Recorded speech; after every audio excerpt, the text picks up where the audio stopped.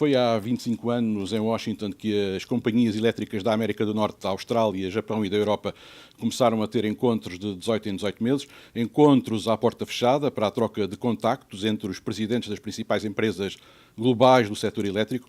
Este ano a reunião regressa à capital dos Estados Unidos, com a situação internacional em pano de fundo e a perspectiva futura para os mercados da eletricidade a nível global. O presidente da EDP marca presença nesta cimeira em Washington.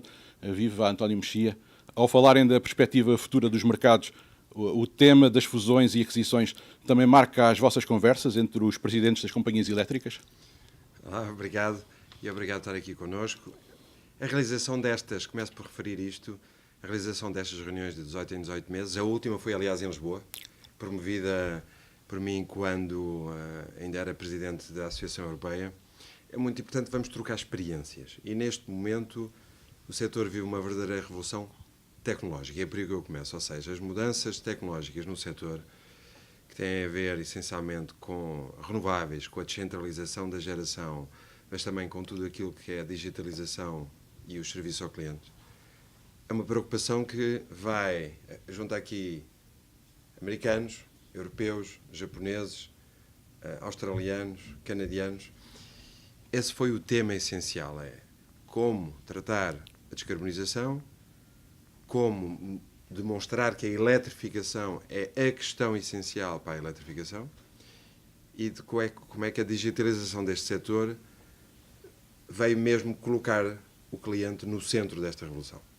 Em relação à sua pergunta de rearranjos, não foi um tema da conversa, tem-se falado muito sobre isso, mas eu gostava de deixar claro que a EDP não está nesse jogo. Eu há bocadinho deixei isto claro, we are not in the game, quando me fizeram aqui a pergunta. Mas a Engie, a Fenosa e a Enel estão longe da EDP?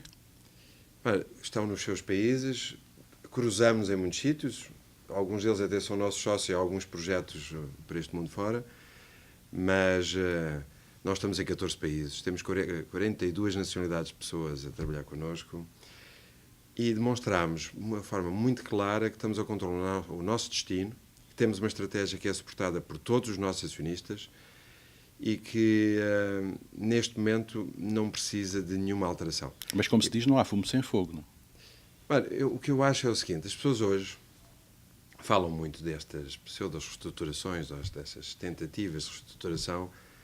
Porquê? O setor está melhor depois de uma década muito difícil em que muitas das grandes companhias do mundo europeias sofreram perdas muito significativas do seu valor. Houve companhias que perderam mais de 80% do seu valor em bolsa, porque fizeram uma política de afetação de recursos, de afetação do seu investimento errada e que sofreram muito com isso. Também porque sofreram em muitos países na Europa alterações legislativas e regulatórias que não estavam à espera. E hoje é consensual o quê? Que o mundo mudou, as renováveis têm um peso maior, que o foco no cliente, nas infraestruturas é fundamental. E o que veio demonstrar que a estratégia da EDP foi certa, ou seja, a EDP, quando há pouco mais de 10 anos definiu uma estratégia de internacionalização, diversificação de risco, diversificação de países, mas sobretudo tornando-se um líder mundial em termos de renováveis, parece que terá tido com certeza uma estratégia bem desenhada, mas terá tido também sorte, porque na vida é tudo misturado. E por isso fala-se muito que quando o setor está melhor gostariam de rearranjar as coisas, sobretudo as maiores companhias. E os acionistas têm mantido contactos ou não? Nós não precisamos, nós não. Eu volto a dizer aquilo que disse ontem. Não temos nenhum contacto e, sobretudo, não temos nenhuma negociação, nós não estamos neste jogo. Eu, aliás, disse recentemente, na semana passada, quando foi a Assembleia Geral Anual dos Acionistas, neste momento o nosso foco é construir, mais uma vez, um plano agora estratégico até 2022, com base naquilo que é a capacidade distintiva da EDP, que já foi o caso no plano anterior, de entregar valor aos seus acionistas. A EDP passou, com as suas escolhas, a poder controlar o seu destino. E o destino da EDP é controlado por ela, pelos seus acionistas, e neste momento não precisamos de nenhuma conversa. E esse destino continua a passar pela aquisição da EDP Renováveis na sua totalidade? E isso vai continuar a ser um objetivo e vai ser possível esse objetivo? O que nós temos dito é que a curto prazo não pretendemos fazer nenhuma iniciativa que tenha a ver com uma mudança da atual estrutura de renováveis. Nós fizemos uma operação naquilo com um prémio e com um equilíbrio que achávamos justo. Houve acionistas que decidiram ficar, perfeito, não temos problema nenhum. Vivemos confortáveis com esta situação. É verdade que a área das renováveis é e continuará a ser o nosso principal motor de crescimento, em particular os Estados Unidos, onde aliás nós estamos aqui a falar, que representa já hoje 50% da nossa capacidade instalada e que representa 2/3 daquilo que é o nosso crescimento em 17, 18, na área das renováveis, e que dá maior visibilidade sobre aquilo que é, onde é que vamos chegar e onde é que vamos estar até ao final desta década. Por isso, os Estados Unidos para nós é prioritário, é um mercado que, ao contrário da Europa, tem sabido fazer uma coisa muito importante para investidores no nosso setor ou outro setor de longo prazo. Não altera as regras de jogo a meio do jogo. Esse é um aspecto absolutamente decisivo. Estabilidade e visibilidade. E isso é qualquer coisa que é apreciado pelos investidores, entre os quais nós, e que nos dá uma enorme tranquilidade. Está a enviar um recado para alguém em Lisboa? Não, eu estou a falar no sentido de que é uma regra óbvia. Isto é uma coisa quase de lá para Alice. O que é que investidores em capital intensivo, em setores em que o retorno do investimento é a muito longo prazo, precisam? Estabilidade e visibilidade. E eu estou a falar de que os Estados Unidos, nesse aspecto, foram distintivos da Europa. Portanto, estou a falar da Europa, de que a manutenção das regras de jogo é uma questão absolutamente decisiva. Quando a pessoa começa o jogo, tem que saber quais são as regras até ao fim. A capacidade instalada da ADP em 2017 era de cerca de 26 mil megawatts, com um mix de 39% para a eólica e 34% para a hídrica, para a energia hídrica. Este é um rácio que se vai manter, este equilíbrio entre hídrica e eólica, ou alguma vai se sobrepor à outra? O que nós vemos nós queremos que o objetivo para 2020 é que mais de 75% da nossa frota de geração seja sem emissões, portanto, entre água e renováveis. Esse era um objetivo essencial. O que tem crescido mais depois do projeto hídrico em Portugal é, obviamente, a área do vento. Nós também estamos no sol. Acabámos, aliás, de anunciar há uma semana aqui nos Estados Unidos um novo parque solar que vamos entregar em 2022 por 200 com mais de 200 megawatts.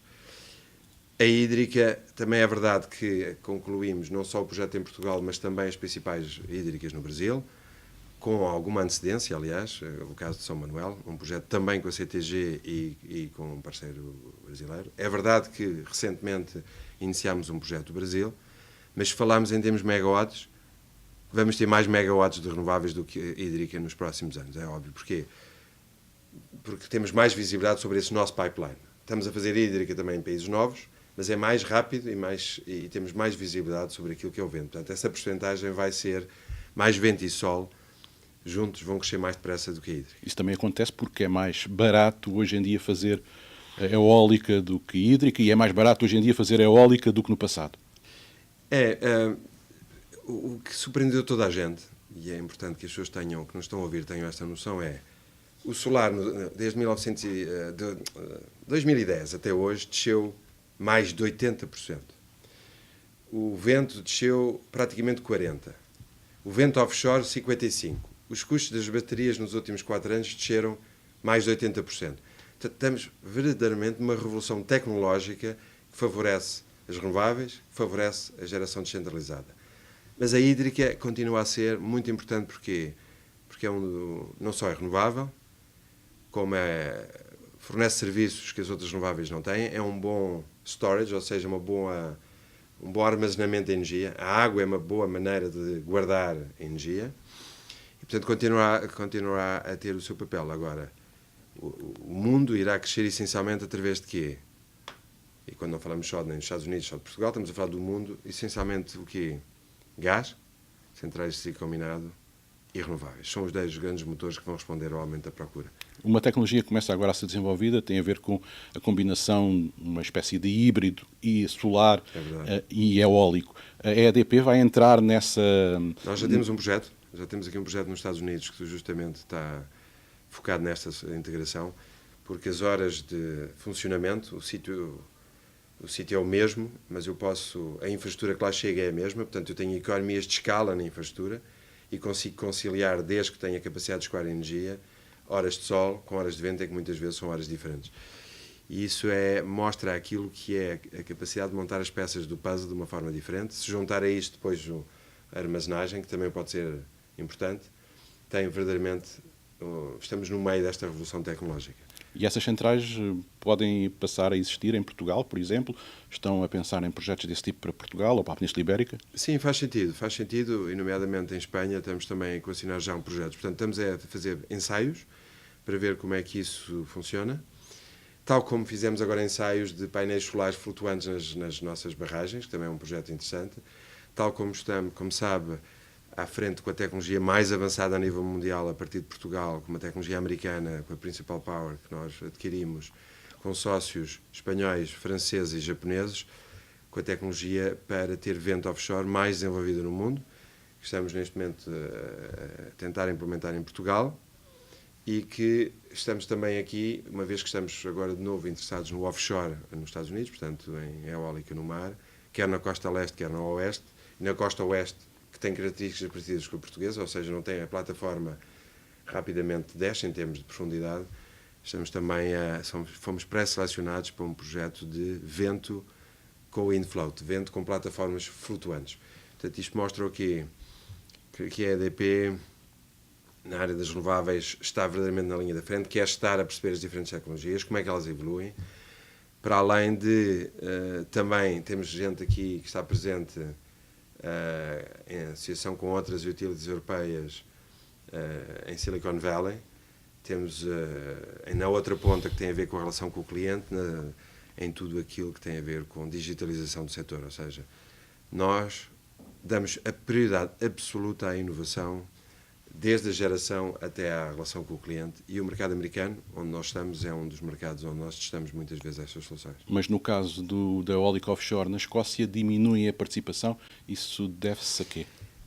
A estratégia é muito importante que percebamos alguma coisa para as utilities. Nós queremos repartir riscos. Uma das coisas que é hoje claro neste setor é que o risco tem que ser diversificado, ou seja, não estar só concentrado num sítio a fazer uma única coisa, dependente apenas de um interlocutor. Temos que ter vários países, várias tecnologias, várias presenças ao longo da cadeia de valor, e isto é um aspecto fundamental.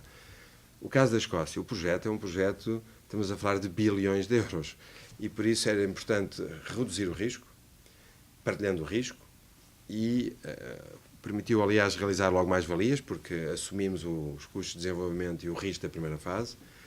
A estratégia de farm down, e peço desculpa deste palavrão a quem nos ouve, mas a redução de participações, em que podemos acabar com participações minoritárias, de maneira que eu possa fazer o quê?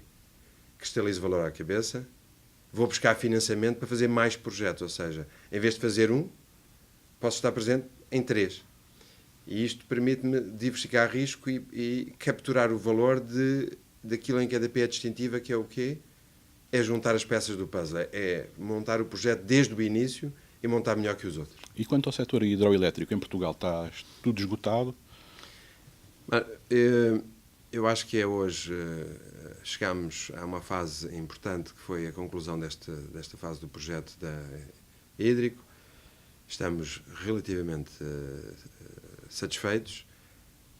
Teremos uma decisão a tomar sobre Feridão, como sabe foi adiado, o sistema não precisava dessa barragem naquele momento, tivemos ao longo da última década uma distribuição da procura e agora voltámos a níveis pré-crise. Mas ponderam voltar a Feridão? O Feridão está neste momento como uma opção clara, em que tem que ser trabalhado em conjunto quer com o Governo, quer com os autarcas, portanto, neste momento está na agenda dentro do calendário que estava previsto, que foi um adiamento de 3 anos. Sentimos que fizemos aquilo que tínhamos que fazer do ponto de vista do projeto hídrico, que era um projeto muito importante para Portugal, criação de emprego e de independência energética. A independência energética portuguesa aumentou em 10% graças aos projetos hídricos e renováveis em Portugal. É muito significativo. São menos importações de energia que Portugal tem. Aliás, vemos que quando há chuva e vento, as exportações em Portugal de energia aumentam e o preço da energia cai. Que tem, aliás, a ver com coisas que eu tenho sistematicamente dito desde que aqui cheguei, que é as renováveis contribuem estruturalmente para uma redução de preços e para uma redução da dependência energética portuguesa. Isso é muito importante. Precisamente esta questão da hidroelétrica, há uma espécie de internacionalização da EDP nesta área da hidroelétrica. Isso tem a ver com o quê? Com as parcerias que vão conseguindo através da China Tree Gorges, através da Hidroglobal? Quer dizer, como sabe, aliás, a história da relação com as antigas colónias foi marcada por esta capacidade que existia do know-how das barragens. O exemplo de Cabora Bassa. É bom não esquecer que este know-how de engenharia sempre existiu em Portugal.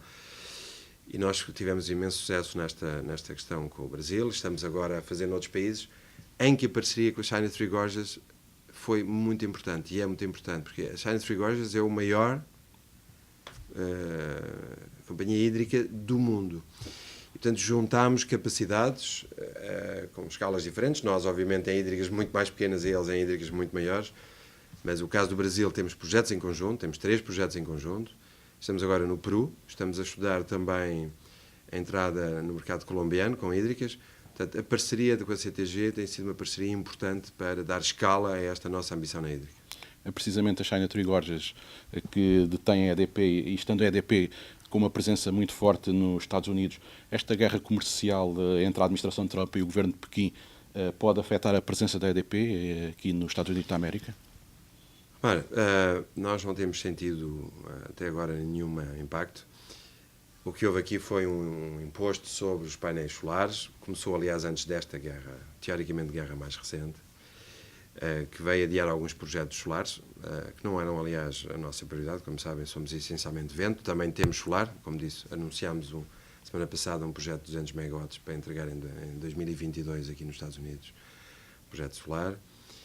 Mas, aliás, houve hoje sinais muito claros desta vontade da China se manter como aberta, reduzindo alguns impostos, nomeadamente aos automóveis, o que teve, aliás, impacto imediato na abertura das bolsas. Portanto, eu acho que existe, toda a gente tem a noção, existe esta noção generalizada de que a guerra comercial, no fundo, não interessa a ninguém e que só tem custos para todos. E por isso eu espero que o bom senso venha a imperar. Tudo isto tem muito a ver com narrativas, com muitas vezes intervenções políticas, mas até agora não sentimos nenhuma alteração. E eu gostava de dizer isto, falando aqui a partir de Washington. Nós temos hoje uma visibilidade sobre o nosso desenvolvimento nos Estados Unidos como nosso principal motor de crescimento, melhor do que tínhamos há 3 meses atrás e melhor do que tínhamos há 6 meses atrás. Foram eliminadas incertezas sobre o próprio mercado americano, que nos levam a olhar com enorme tranquilidade para este motor, e até agora não sentimos que nenhum impacto desta narrativa menos óbvia na relação entre os Estados Unidos e a China. Na apresentação dos resultados que fizeram o mês passado, disse que a EDP poderia antecipar o encerramento da central de Sines devido ao aumento da fiscalidade verde com a sobretaxa do carbono dentro do ISP. Já teve alguma resposta da tutela, do ambiente ou da energia?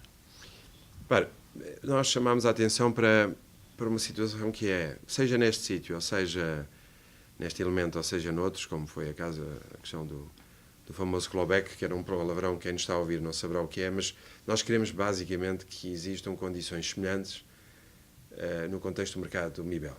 Que as empresas dos dois lados tenham condições de concorrência semelhantes. Porquê?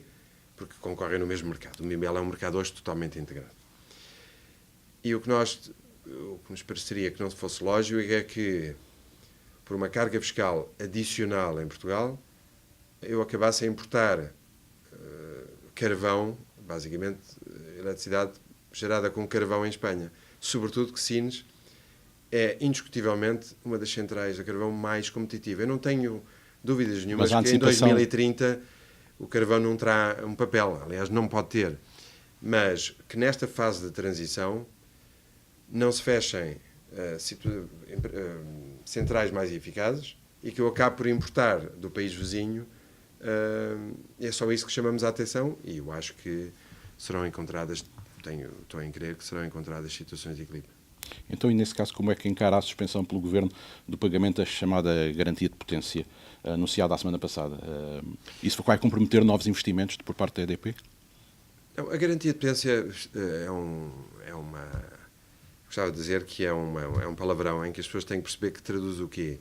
aquilo que é a remuneração apenas parcial dos custos de ter centrais paradas que garantem que as pessoas, quando acendem a luz em casa, em momentos que não haja sol ou que não haja vento e que não tenha chovido, é importante, quando há momentos de seca, por exemplo, que haja uma capacidade de resposta de centrais, que muitas vezes o resto do tempo estão paradas. São centrais que antes tinham das 8.000 horas, teriam, dia do ano, 6.000, 4.000, hoje em dia se calhar trabalham 300, 400 horas e por isso é preciso que estejam lá para dar resposta a esses momentos de pico e isso tem um custo e era importante garantir isso. O que foi decidido foi suspender até que houvesse uma resposta de Bruxelas. Agora, não tínhamos dúvidas nenhumas. Bruxelas acabou de aprovar para 7 países sistemas que têm a ver justamente com a introdução na Europa, Alemanha, Bélgica, França, de sistemas de como é que eu garanto que o sistema está lá quando é necessário, as centrais térmicas estão lá. As nossas expectativas é que Portugal tenha um sistema que, sendo hoje menos de metade do que aquilo que é o que existe em Espanha, exista de maneira a garantir esse sistema. Portanto, seguimos com tranquilidade aquilo que é uma resposta de Bruxelas a um pedido, com certeza, do governo português de saber onde é que deve estabelecer esse sistema. É importante que o que o governo decidiu foi que esse sistema, em vez de ter um preço fixo, que é o caso em Espanha, fosse através do mercado. Estamos completamente de acordo com isso. O mercado deve estabelecer esse preço. Mas gostaríamos de ver esse sistema garantido dentro daquilo que são as regras europeias. Outro palavrão do jargão do mundo da eletricidade é a SES. A EDP vai pagar a contribuição extraordinária sobre o setor energético de 2018? Sobre a SES, gostaria de deixar também um statement muito claro. Aceitámos a SES enquanto instrumento temporário de contribuição do setor para o momento em que o país estava em grandes dificuldades. Temos enorme dificuldade em perceber que quando desaparecem outras medidas extraordinárias não desapareça a SES. Fomos a última companhia de todo o setor a reagir ao facto da SES passar aparentemente a ser sistemática e não temporária. Mas, sobretudo, reagimos no momento em que as receitas da SES, que eram supostas uma parte ir para a redução do déficit tarifário, não foram para esse déficit tarifário. E por isso o que gostaríamos de ver era consagrado a sua característica temporária e consagrado que parte destas receitas vão para o sistema. Ou seja, vão para a redução de tarifas. Vão para beneficiar as pessoas. Se assim for, estaremos completamente tranquilos. Portanto, esta é a questão essencial. Gostaríamos de ver as regras de jogo respeitadas, temporárias, e de que parte disto vá para reduzir tarifas aos consumidores finais. Porque o que nós temos assistido em toda a Europa, é um aumento da carga fiscal sobre o setor e o que gostaríamos de ver aqui era que parte disto seja para reduzir tarifas. Uma última questão, só para fechar, relacionada com uma questão que tem preocupado e que tem feito muitas manchetes por causa da EDP, neste caso da EDP Distribuição. As faixas de terreno à volta das linhas de tensão já foram limpas este ano? Nós limpamos mais de 7.500 km todos os anos, respeitando aquilo que são faixas de 7,5 metros para cada lado, e a única coisa que não se pode limpar e tem que ser apenas podadas, são espécies protegidas. Somos absolutamente focados nisto. Utilizamos hoje tecnologias, helicópteros, drones, não temos problema nenhum, e aliás o que ficou demonstrado cada vez que há insinuações sobre isso, é que o nosso envolvimento foi de quê? Fazer tudo aquilo que temos que fazer antes e depois, sobretudo, fazer também aquilo que é depois, restabelecendo rapidamente.